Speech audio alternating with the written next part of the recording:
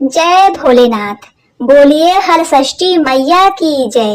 ओम नमः शिवाय। प्रिय भक्तगणों, आज हल षष्ठी का व्रत है, जिसे हल छठ, ललही छठ, तिन्नी छठ, बलदेव छठ आदि विभिन्न नामों से जाना जाता है। पुत्र प्राप्ति और उनकी सलामती एवं लंबी उम्र के लिए महिलाएं ये कठिन व्रत करती हैं। माता देवकी जी ने भगवान बलराम और कृष्ण जी के सलामती के लिए इस हर छठ के व्रत को किया था। तो आज आप सभी माताएं बहनें श्रवण करेंगी हर षष्ठी की बड़ी ही दुर्लभ पावन कथा। विधान के अनुसार इस व्रत में 6 कथाएं सुनने का नियम होता है। इस व्रत को करके कथा को सुनने से भक्तों की मन मांगी मुरादें पूरी होती हैं। तो आप सभी माताएं बहनें हाथ में महुआ और तिन्नी का चावल लेकर कथा को बड़ी श्रद्धा तथा प्रसन्न चित मन से अंत तक पूरा सुनिएगा। इस कथा की सबसे विशेष बात यह है कि जाने अनजाने में कथा को बीच में आधे पर ही छोड़ देने से व्यक्ति को दोष लगता है। इससे हर छठी माता रुष्ट हो जाती हैं। तो माता रानी को प्रसन्न करने के लिए इस कथा को पूरा सुनिएगा। और प्रिय भक्तगणों, आप में से कितने लोगों के यहाँ यह व्रत किया जाता है, कमेंट में जरूर बताइएगा।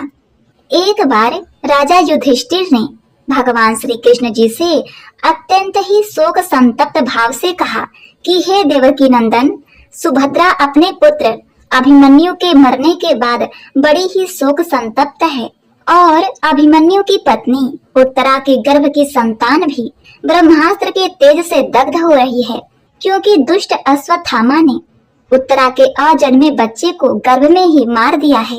द्रौपदी भी अपने 5 पुत्रों के मारे जाने से अति दुखी है। अतः इस महान दुख से निकलने के लिए कोई उपाय बतलाइए। तब भगवान श्री कृष्ण ने कहा, हे राजन, हे कुंती पुत्र, यदि उत्तरा मेरे बताए हुए इस महान व्रत को करे तो इसके प्रभाव से गर्भ का निस्तेज शिशु पूर्वजीवित हो जाएगा। यह व्रत जो भाद्रपद की कृष्ण पक्ष की षष्ठी पर भगवान शिव पार्वती हल छठी माता गणेश एवं स्वामी कार्तिकेय की विधि विधान से पूजा द्वारा संपन्न किया जाता है। इस व्रत के प्रभाव से पुत्र पौत्रों की अल्प आयु व शोक के महान दुख से मुक्ति प्राप्त होती है। अतः हे युधिष्ठिर, मैं तुम्हें इस व्रत की 6 प्रमुख कथाएं सुनाता हूँ, जिसे मेरी माता देवकी जी के पूछने पर नारद जी ने सुनाया था। हल षष्ठी की पहली कथा इस प्रकार से है। एक नगर में एक ग्वालन रहती थी। वह घर घर दूध दही बेचकर अपना घर चलाती थी। ग्वालन अपने पति के साथ सुख पूर्वक रह रही थी। अपने पति के साथ सांसारिक सुख भोगते हुए गर्भवती होती है। इस प्रकार उसका प्रसव काल अत्यंत ही निकट था। एक ओर वह प्रसव से व्याकुल थी, तो दूसरी ओर उसका मन गौ रस दूध दही बेचने में लगा हुआ था।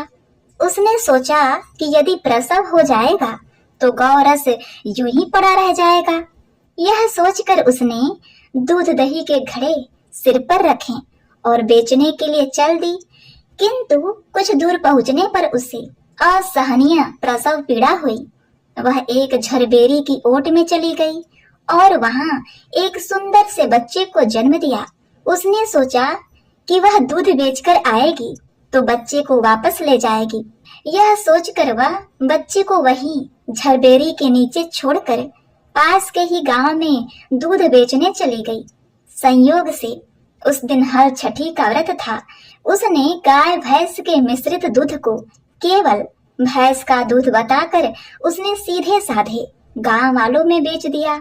उधर जिस झरबेरी के नीचे उसने बच्चे को छोड़ा था, उसके समीप ही खेत में एक किसान हल चला रहा था। अचानक उसके बैल भड़क उठे और हल का फल बच्चे के पेट में घुसने से वह वहीं मर गया। इस घटना से किसान बहुत ही दुखी हुआ। फिर भी उसने हिम्मत और धैर्य से काम लिया।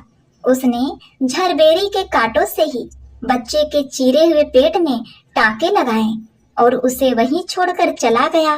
कुछ देर बाद ग्वालिन दूध बेचकर वहां आई। बच्चे की ऐसी दशा देखकर उसे समझते देर नहीं लगी कि यह सब उसके ही पापों की सजा है। वह सोचने लगी कि यदि मैंने झूठ बोलकर गाय का दूध न बेचा होता और गांव की स्त्रियों का धर्म भ्रष्ट नहीं किया होता तो मेरे बच्चे की यह दशा नहीं होती। अतः मुझे लौटकर सब बातें गांव वालों को बताकर प्रायश्चित करना चाहिए। ऐसा निश्चय कर वह उस गांव में पहुंची जहां उसने दूध दही बेचा था। वह गली गली घूमकर अपने करतूत और उसके फलस्वरूप मिले दंड को सबको बताने लगी। यह सुनकर सभी स्त्रियों को उस पर दया आ गई। तब स्त्रियों ने स्वधर्म रक्षार्थ और उस पर रहम खाकर उसे क्षमा कर दिया और आशीर्वाद दिया। बहुत सी स्त्रियों द्वारा आशीर्वाद लेकर जब वह पुनः झरबेरी के नीचे पहुंची तो यह देखकर आश्चर्यचकित रह गई कि वहां उसका पुत्र जीवित अवस्था में पड़ा है। तब उसने स्वार्थ के लिए झूठ बोलने को ब्रह्म हत्या के समान समझा और कभी झूठ न बोलने का प्रण लिया। अब आइए सुनते हैं हल छठी माता की दूसरी कथा। बोलिए हल षष्ठी मात की जय। एक नगर में दो स्त्रियां रहती थीं। दोनों एक ही परिवार की थीं और रिश्ते में देवरानी जेठानी लगती थीं। देवरानी का नाम विद्यावती था जो बड़ी ही नेक, सदाचारी तथा दयालु थी। जेठानी का नाम तारा था। वह स्वभाव से बड़ी ही दुष्ट थी। एक बार दोनों ने हल छठ का व्रत किया। विधिवत पूजन इत्यादि के बाद शाम को दोनों भोजन के लिए थालियां परोसकर ठंडी होने के लिए रखकर बाहर जा बैठी।